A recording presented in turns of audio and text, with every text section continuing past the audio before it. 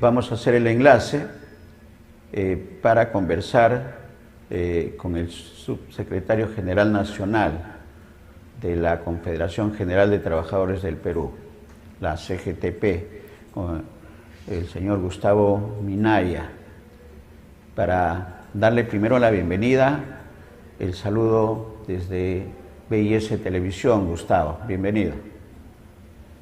Estimado Néstor, muy buenos días. Un saludo cordial para tu plataforma digital. Estamos aquí dispuestos, a nombre de la Confederación General de Trabajadores del Perú, para poder conversar sobre la actual coyuntura que preocupa a todo el país. Sí, quisiera también aprovechar que estamos ya a pocas horas, Gustavo, gracias por la oportunidad de conversar, que termine este año 2022 con todo lo que conocemos. ¿Cómo le ha ido al movimiento sindical, a la Confederación General de Trabajadores en toda esta coyuntura de cambio de gobierno, de expresidente y ahora una presidenta transitoria que no tiene una aprobación satisfactoria por parte de los trabajadores y especialmente de la Confederación General de Trabajadores, la CGTP? ¿Cuál es la evaluación que podemos hacer a pocas horas ya de concluir este año, Gustavo? Bueno, sin lugar a dudas, el periodo en que se encontró gobernando el profesor Pedro Castillo significó un cambio radical en la forma como se tomaba en cuenta las opiniones de las organizaciones sociales, de los dirigentes de base, como la Confederación General de Trabajadores del Perú y otros sectores como organizaciones campesinas, rurales, ronderos, de mujeres agrarias, etcétera, etcétera. Y este cambio justamente se pudo apreciar porque a Palacio de Gobierno se permitió el acceso de estos dirigentes para poder conversar con el propio presidente de la República, para poder plantearle las necesidades de cambios en la legislación de nuestro país y poder mejorar las condiciones de vida de los hombres y mujeres en nuestro país. En el campo laboral, nosotros nos hemos reunido en varias ocasiones con el presidente Pedro Castillo y a raíz de eso pudimos conversar y llegar a algunos acuerdos para modificar algunas normas de tercer nivel, si bien es cierto, pero del nivel que le compete estrictamente al Poder Ejecutivo. Porque hablemos que en el primer nivel está la Constitución, no hay todavía posibilidades para llegar a ese cambio que necesitamos la mayoría en nuestro país. El segundo están las leyes, ¿no?, que depende mucho del Congreso y de la voluntad que tienen para modificar toda la estructura legal que viene desde la época de la dictadura de los años 90, desde la época fujimontesinista. Y el tercer nivel son justamente los decretos supremos que les compete ya a los ministerios y a la decisión política de cada ministro junto con el presidente de la República. Es aquí en donde en el campo laboral nosotros hemos tenido alguna acogida para modificar, por ejemplo, el reglamento de la ley de tercerización, que atendiendo las observaciones de la Organización Internacional del Trabajo, se modificó el reglamento para restringir el uso de la tercerización laboral en las áreas principales, en las áreas nucleares de las empresas. Luego también se publicó el Decreto Supremo 014-2022 para darle mayores facilidades de gestión y de ejercicio del derecho de libertad sindical a las organizaciones sindicales. Estas normas, para poner un ejemplo, no ha sido del agrado de los grandes conglomerados empresariales, de la derecha y de la extrema derecha en el Congreso de la República, y por supuesto de todos aquellos que avalan las políticas neoliberales, las políticas capitalistas que vienen digitadas y dirigidas desde el gran imperio que es Estados Unidos. Es por eso que la arremetida de parte del Congreso, que ha sido la punta de lanza de la derecha, finalmente logró sus objetivos vacando al señor presidente de la República, Pedro Castillo, el 7 de diciembre, aprovechando un error político que consideramos nosotros el haber anunciado el cierre del Congreso, la disolución del Congreso y la reforma en algunos otros estamentos del sector público, sin haber coordinado con las organizaciones sociales de base, sin haber tenido un mínimo, digamos, de criterio para poder estar todos coincidiendo, digamos, en una decisión en ese sentido. Pero ahora vemos en un gobierno de la señora Dina Boluarte, que ya se ha caracterizado por ser un gobierno dictatorial, es un régimen de dictadura cívico-militar, apoyada en complicidad con el Congreso de la República y con otros poderes del Estado, como es el Poder Legislativo, el Ministerio Público y, por supuesto, las Fuerzas Armadas y la Policía Nacional. Vienen imponiendo su criterio, vienen imponiendo sus decisiones y no les interesa siquiera el derecho básico que tenemos todos los hombres y mujeres, no solamente en nuestro país, sino en el mundo, que es el derecho a la vida. No les interesa imponer sus criterios y sus decisiones de gobierno, disparando a la gente, asesinando a la gente y criminalizando las protestas sociales, mencionando que aquellos que protestan son terroristas, que aquellos que protestan son violentistas, que aquellos que protestan deberían ser arrasados y asesinados, como ha sido promovido en otros medios de comunicación, como es el inefable Willax, por ejemplo, a través de Philip Butter, quien hizo un llamado inclusive a dispararles a la cabeza a todo aquel que se manifestaba en las calles. Ese sentimiento de rechazo a este tipo de protestas legítimas, esa incluso hasta grado de discriminación que se tiene con la gente más pobre en nuestro país, que ejerce su legítimo derecho, nos hace ver también que en nuestro país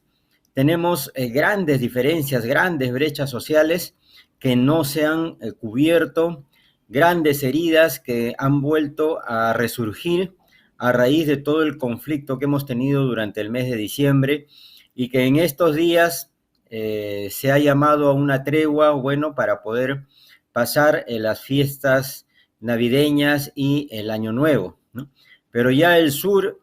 que está encabezando esta protesta contra este régimen dictatorial, ha anunciado que vuelven a retomarse las protestas el 4 de enero, con paralizaciones regionales, ¿no? Con salidas a las calles, ¿no? Y seguramente tomando precauciones para no caer en la provocación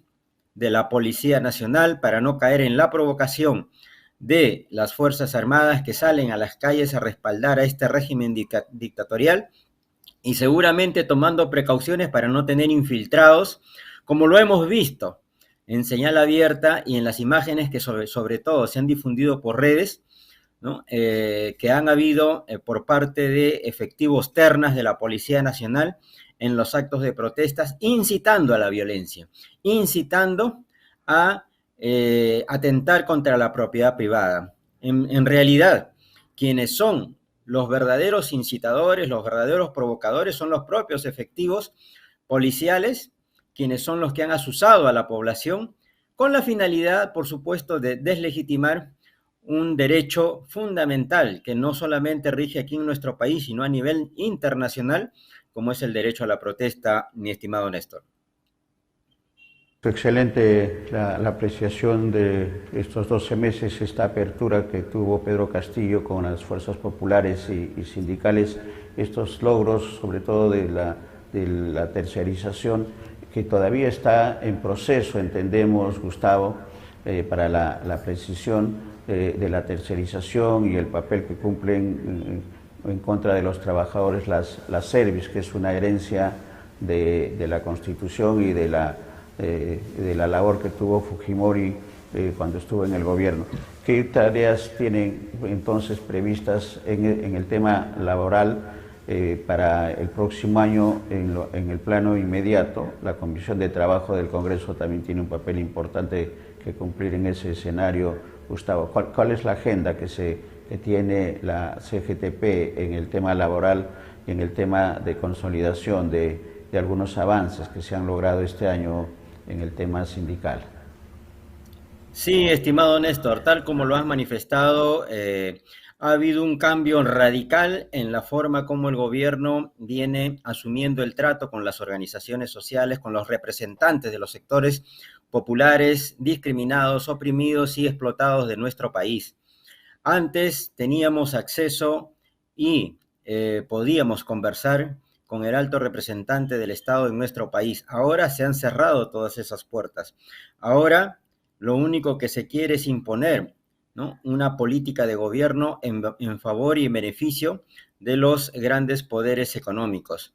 Y como tú lo has dicho, la tercerización es un sistema de explotación de la mano de obra en nuestro país, que fue generado a raíz de la Constitución del año 1993, pero que se instauró gracias a esas facilidades de esa Constitución en el gobierno del señor Alan García Pérez en el año 2007, ¿no? O 2017, ¿no? En su segundo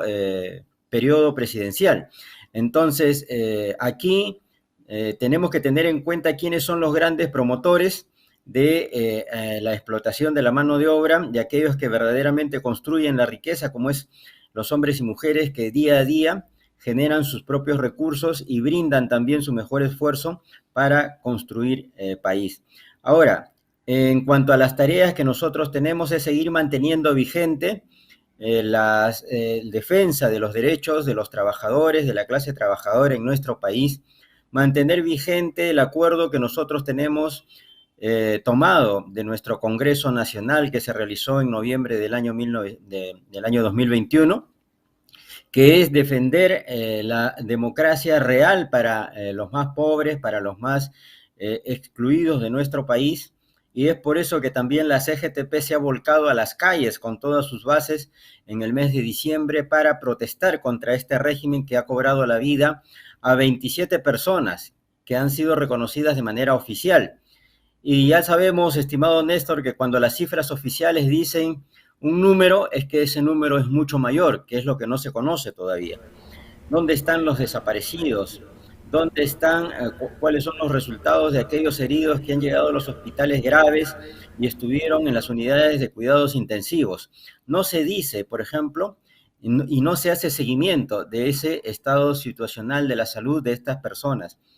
Y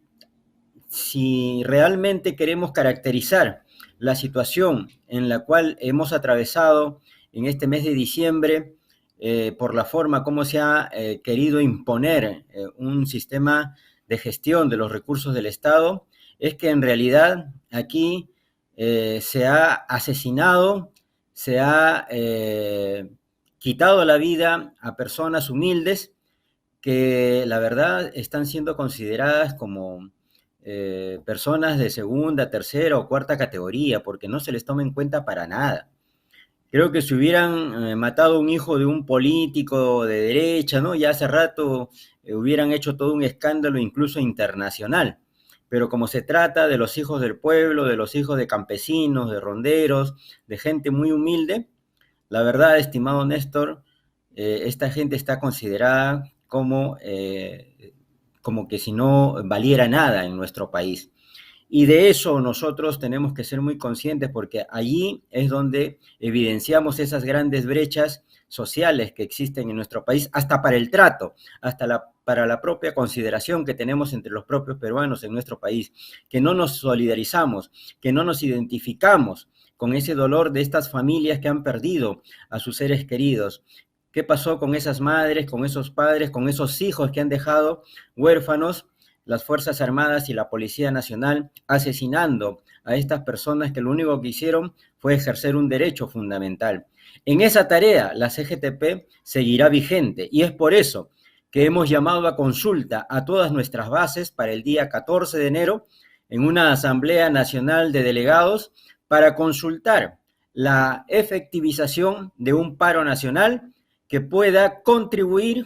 con las luchas que el pueblo en este momento está enfrentando para poder recuperar sus derechos, para poder recuperar su dignidad y para poder recuperar esa situación que se ha perdido ahora con este régimen de la señora Dina Boluarte, régimen que se ha convertido, repito, en un régimen dictatorial, cívico-militar, amparado por las Fuerzas Armadas y Militares y por el Congreso de la República.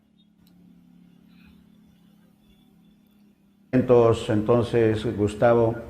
a esta, perdón, a esta reunión de los delegados de la Confederación General de Trabajadores que va a ser en la quincena de enero para conocer las conclusiones. En tanto, ¿qué llamado haría Gustavo como subsecretario general de la Confederación General de Trabajadores del Perú, la CGTP, a los trabajadores y a la clase popular, a los dirigentes de estas 7 regiones que van a reiniciar la huelga por adelanto de elecciones, renuncia de Dina Boluarte a partir del 4 de enero? Y digo qué llamado, considerando que hay no solamente infiltrados, sino también hay elementos violentistas que pueden crear el caos y no cumplir realmente los objetivos de protesta a la que tiene derecho la ciudadanía peruana. El primer llamado es a toda la clase trabajadora, a todas las organizaciones sindicales del país, a mirar de manera unitaria el desafío que tenemos ahora para enfrentar a una dictadura cívico-militar que ya viene cobrando la vida de 27 peruanos, ¿no?, que ejercieron un derecho fundamental, que es el derecho a la protesta social. Sumarnos a la protesta, sumarnos a el descontento que en este momento viene expresándose en las calles y que, si bien es cierto, estamos en una pausa, pero que se van a volver a retomar ahora en los primeros días de enero del próximo 2023. Y preparar las condiciones justamente para acordar el paro nacional que se va a consultar el día 14 de enero